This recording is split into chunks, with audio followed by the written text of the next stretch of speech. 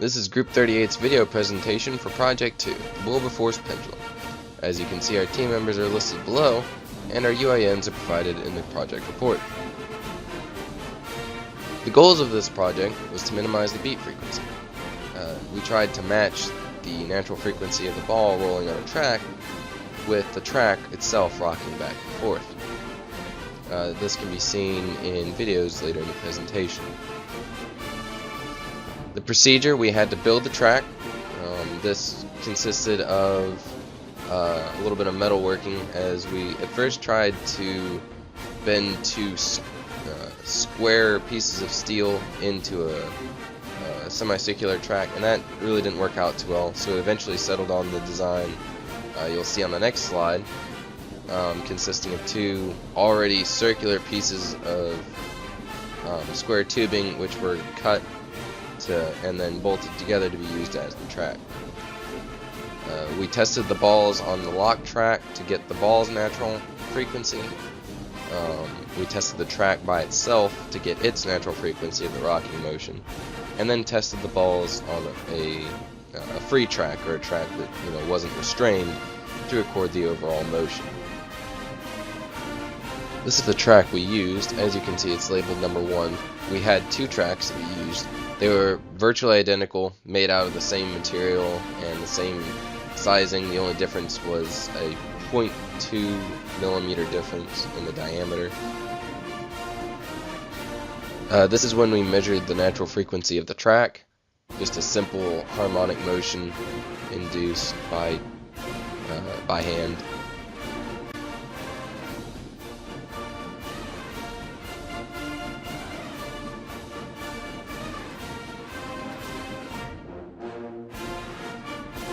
Second, we measured the natural frequency of the ball on the track with the ball on a track that was locked, or we used a vise to lock it in place.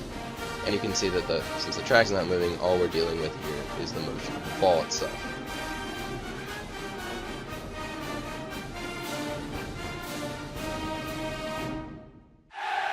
Finally, we measured the beat frequency of the ball on the track. You can see the labeling method I used to keep track of the videos. And this was accomplished by just using a freestanding track and dropping the ball at the uppermost point, which was established as a node in the modal motion differences.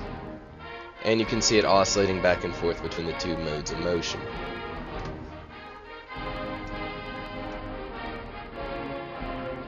Using all this, we found that the beat frequency of ball D was right around 0.307 Hz.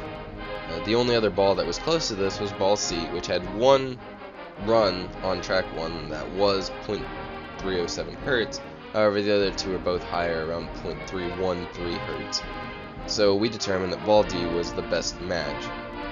And ball D had a match of 28.25 grams and a diameter of 19.04 millimeters. This was the largest of the 5 balls that we tested, and we only measured the largest 3 in the locked track test. This was because we already knew that the smallest ones just did not have the mass to transfer the energy between the two modes of motion. So, in conclusion, we determined that ball D was the best option out of the 5 options tested. However, we did not get into heavier, therefore larger stainless steel balls, and we could potentially test how denser balls affected this. If there was a smaller but much more massive ball made out of something like copper or lead, or perhaps something more exotic like tungsten. This would require more budget, but this could potentially be accomplished if you were doing this in more of an experiment setting where you already knew what the goal was, instead of just testing things to see what the best fit was. So, in conclusion, ball D, the diameter of 19.04 millimeters and the mass of 28.25 grams, was the best option out of those that we tested. Thanks, and game.